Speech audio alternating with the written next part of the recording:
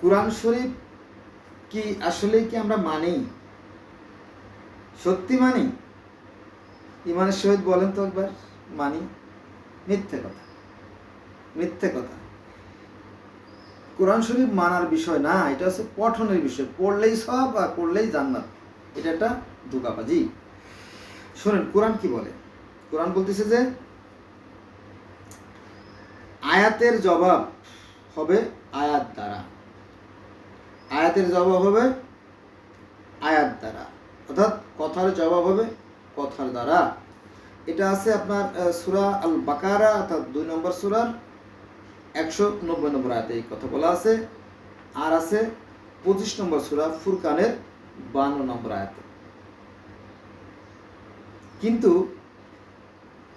আপনি দেখেন যে এই যে একটা ভয়ঙ্কর ঘটনা ঘটে গেল, ছাত্র আন্দোলন, এবং আমাদের প্রধানমন্ত্রী শেখ হাসিনা পালাইয়া চলে গেছেন দেশ ছেড়ে, এবং অন্যান্য মন্ত্রীরাও আত্মগোপনে।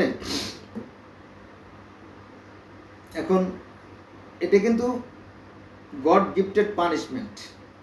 Have you understand my speech? এটা ঐশী প্রদত্ত একটা শাস্তি।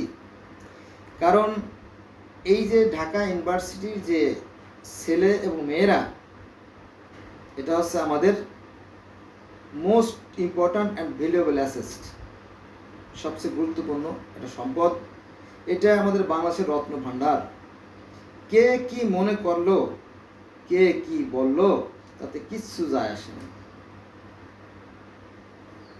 এটা হচ্ছে রত্ন, এটা হচ্ছে আমাদের বাংলাদেশের মস্তিষ্ক, এটা হচ্ছে আমাদের বাংলাদেশের ব্রেন, এটা আমাদের দেশের চালিকা শক্তি। তো এরা অযৌক্তিক কোনো কথা বলে নাই।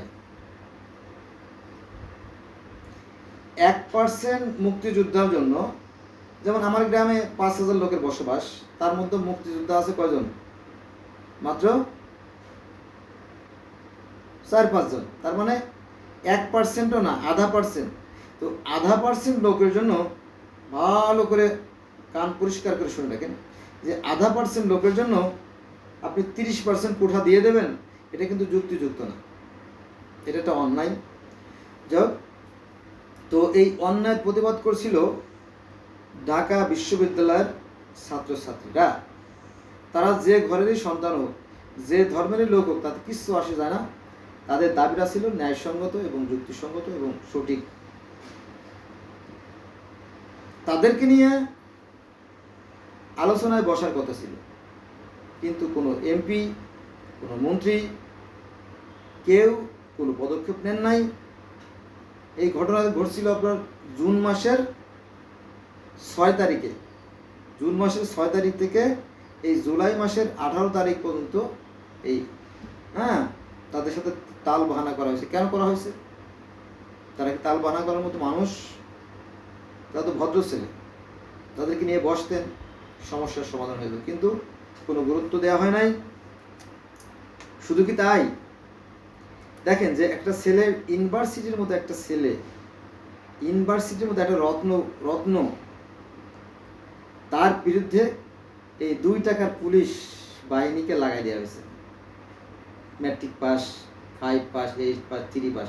3 পাস আগেকার দিনে কিন্তু আপনার ওই 5 পাস 3 পাসও লাগতো না। স্কুলে যাওয়ার পরে, স্যার আমার একটা সার্টিফিকেট লাগবে। কিসের সার্টিফিকেট? ওই যে 5 পাসের। ও তা আচ্ছা ঠিক আছে। 8 পাসের টাকা লাগতো না। আচ্ছা ঠিক আছে বাবা, নিয়ে যাও। আবার অনেকে আবার 10 টাকা বকশিস, ওটাকে ঘুষ বলা যাবে না, বকশিস, এইভাবে দিয়ে তারা চাকরি নিয়েছে। তো তারা যদি একটা ইউনিভার্সিটি ছেলে আঘাত করে, বিষয়টা এরকম কি যে মনে করেন যে একটা পরিবহন দেখছেন না, বিভিন্ন পরিবহন, মেবি যেমন ওয়েলকাম পরিবহন, মানে আমার ওয়েলকাম কেন বললাম জানেন? আমাদের বাংলাদেশের যে প্রধানমন্ত্রী শেখ হাসিনার যে পিএস, তার এই গাড়ি হচ্ছে এই ওয়েলকাম গাড়িগুলো আর কি, বুঝছেন? সেই জন্য ওয়েলকাম বললাম। যে এই ওয়েলকামের যে একটা গ্লাস, সামনে যে গ্লাস, এই গ্লাসের দাম আছে 90,000 টাকা বা 1 লাখ টাকা, অথবা 1,20,000 টাকা। তো এই 1,20,000 টাকার যে গ্লাস, এই গ্লাসটা আপনি মাত্র 12 টাকা দামের একটা ইট মেরে ভেঙে ফেলতে পারে। তাহলে এখানে যদি এই 12 টাকার ইট যদি আমরা পুলিশের সাথে তুলনা করি, তাহলে বোধহয় অমূলক বা অযৌক্তিক হবে না। বোঝা গেছে? তো এই পুলিশ বাহিনী দিয়ে এই শত শত, কারো কারো মতে 1500 ছাত্র হত্যা করা হয়েছে। বোঝা গেছে বিষয়টা? তবে এই সমস্ত খবর কোনো পত্রিকাও আসে না সহজে, মিডিয়াও আসে না, কারণ সত্যি কথা বলতে আমরা সবাই ভয় পাই। বোঝা গেছে? সত্য বললে পদে পদে বিপদ, কারণ সত্য কথা যদি আপনি ছাপান একটা পত্রিকায়, তাহলে আপনার পত্রিকা সরকার ব্যান করে দেবে, কারণ সরকার ক্ষমতা আছে। তার পরবর্তীতে যদি আপনি মিডিয়াতে যদি আপনি কোনো সত্য প্রচার করেন, তাহলে আপনার খবর আছে। এই যে গতকাল ছিল কত 5 তারিখ, 5/8/2024 সাল, যখন প্রধানমন্ত্রী পালাই গেল এবং অন্যান্য মন্ত্রীরা পালাই গেল, তখন আপনার 24 চ্যানেল এর যে অফিস তছনছ করে দেওয়া হয়েছে, লুটপাট করে ভেঙে নিয়ে আসছে। তারপরে 71 টিভির অফিস ভেঙে চুরে তছনছ করে দেওয়া হয়েছে এবং সেখান থেকে সমস্ত মালামাল লুট করে নিয়ে গেছে, এমনকি গণভবনও লুট করে নিয়ে গেছে। এগুলো হতো না যদি এই পুলিশ বাহিনী, পেটোয়া বাহিনী যদি এই রত্নখনিতে আঘাত না করত। সত্য চিরকালই সত্য। তাহলে এখানে কি করতে হবে? আয়াতের জবাব হবে আয়াত দ্বারা, অর্থাৎ কথার জবাব হবে কথা দ্বারা। এই ছেলেরা, এই যে সমস্ত ইউনিভার্সিটির সমস্ত ছেলেমেয়েরা, এরা কিন্তু একটা মশা মারতে গেলেও কিন্তু তারা একটা চিন্তা করে, একটা মাছি মারতে গেলেও তারা কিন্তু চিন্তা করে, কারণ এরা বিবেচক, এরা অবিবেচক নয়। কোনো সন্দেহ নাই যে এরা অবিবেচক। এরা একটা বিড়াল মারতে গেলেও চিন্তা করে। অনেকে কিন্তু বিড়াল পুষে।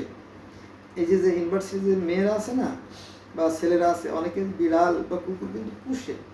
তারা কিন্তু একটা প্রাণীর গায়ে আঘাত দেবে না। তাদের একটা ন্যায়সঙ্গত দাবি ছিল, কিন্তু সেই দাবিটাকে প্রত্যাখ্যান করা হয়েছে। সেই সত্যটাকে চাপাই দিতে গিয়ে, পুরো দেশের যে সিস্টেম সব বিকল হয়ে গেছে। প্রধানমন্ত্রীও পালায় চলে গেছে, আর অন্যান্য তাপস সাহেব, শামীম, নারায়ণগঞ্জের স্বামীর কথা বলতেছি, এখন এই মন্ত্রী এমপি কাউকে খুঁজে পাওয়া যাচ্ছে। অনেকের বাড়িতে আগুন লাগাই দিছে, অনেকের স্থাপনায় আগুন লাগাই দিছে। এটা কিন্তু মানুষের দ্বারা হয় না, এগুলো প্রকৃতির বিধান। পাপ কাউকে ক্ষমা করে না। বোঝা গেছে বিষয়টা বন্ধুরা? কোরআন কিন্তু কোরআনের জায়গায় আছে, কোরআন কিন্তু ঠিকই বলছে, কিন্তু আমরা আর ঠিক নাই। শেখ হাসিনাকে মানুষের গালাগালি করুক আর যাই করুক, ইনি কিন্তু খুবই একজন যোগ্য নেত্রী ছিলেন। এমন নেত্রী সহজে জন্ম নেবে না, কিন্তু তার যে পেটোয়া বাহিনী, যারা চামচা, বেনজির আহমেদ, তারপরে ডিবি হারুন, এদের কারণে আজকে শেখ হাসিনারও বিদায় নিতে হলো এবং গোটা দেশের যে একটা সিস্টেম, একটা ভালো পর্যায়ে পড়ছিল, সেটাও কি নষ্ট হয়ে গেল। এরপরে যারা আসবে তারা যে ভালো হবে এত সহজ না, তাই না? তবে যার যার অবস্থান থেকে ভালো। তাহলে এখানে বলা হয়েছে আয়াতের জবাব হয় আয়াত দ্বারা। ছেলেদের ছিল দাবি, তারা দাবি করছিল, তাদের দাবিটাই তোমরা বসো, অথবা তোমাদের মধ্যে থেকে যারা নেতৃস্থানীয়, তোমরা ধানমন্ডির যে পার্টি অফিস, তোমরা সেই ধানমন্ডির পার্টি অফিসে আসো, অথবা প্রয়োজন হলে যদি এই বিষয়টাকে আমরা আরো সিরিয়াসলি দেখতাম, যে আমরা 300 সাংসদ আছি, 300 সাংসদ লাগবে না, 2 জন সাংসদই যথেষ্ট ছিল, যে তোমরা তোমাদের ছাত্রদের থেকে 10 জন ছাত্র তোমরা সংসদ ভবনের ভিতরে ঢুকে পড়ো, তোমাদেরকে নিয়ে আমরা একটা আলোচনা করবো, তাহলে দেখতেন এটা সলভ হয়ে যেত। কিন্তু তাদেরকে তুচ্ছ জ্ঞান করা হয়েছে। ফলে আজকের এই দেশের আপনার সেই যে মেট্রো রেল, জ্বালাইতেছে, আর একটা রেলের পার্টি ভেঙে দিছিল, কেটে দিছিল আর কি দুষ্কৃতকারীরা। তো সেই গাড়িটা, রেলটা মানে অ্যাক্সিডেন্ট হয়ে সেখানে 50 জন লোক মারা গেছে, আর ক্ষতি যা হবার তা তো হয়েই গেছে। এই যে আমরা মারলাম বা হত্যা করলে কারা কারা? এটা আমাদেরই সন্তান, আমাদেরই ভাই, কেউ না কেউ। অনর্থক কাজটা করা হলো। কারণ দেখেন যে যখন পুলিশ, র্যাব যখন অন্যায়ভাবে যখন ছাত্রদেরকে হত্যা করা শুরু করলো, এই কাজটা ঘৃণার কারণে অনেকে পুলিশে কিন্তু চাকরি ছেড়ে দিচ্ছে, যে আমি এই চাকরি করবো না। অনেক শিক্ষক, জাহাঙ্গীরনগর বিশ্ববিদ্যালয়ের শিক্ষক, আমি এই শিক্ষকতা করবো না। আবার অনেক আওয়ামী লীগের ছাত্র আছে যারা একটু বিবেকবান, যারা চিন্তাশীল, যাদের মেধা আছে, মন আছে, আল্লাহ যাদেরকে ভালো মন্দ বুঝ দেওয়ার তৌফিক দিয়েছে, তারা কি করেছে যে আমি মা পোসাই দো আছে, এই দল আমি করবো না, এই চলে আসছে। দেখছেন? তাহলে আজকে যারা আওয়ামী লীগ করতেছে, এরা কালকে করবে বিএনপি, পরদিন করবে জামাত। আমাদের তো ভাই ভাই, এই জন্য আসুন আমরা আমাদের বিবেকের কাজে লাগাই। হ্যাঁ, পৃথিবীটা অনেক সুন্দর, এই মানব জনম সহজে হবে না, আর হবে না। বোঝা গেছে সেটা? কোরআন কিন্তু কোরআনের জায়গায় ঠিক আছে, কিন্তু আমরা কোরআন মানি না। যদিও আমরা মুসলমান, কোরআন আমরা মানি না।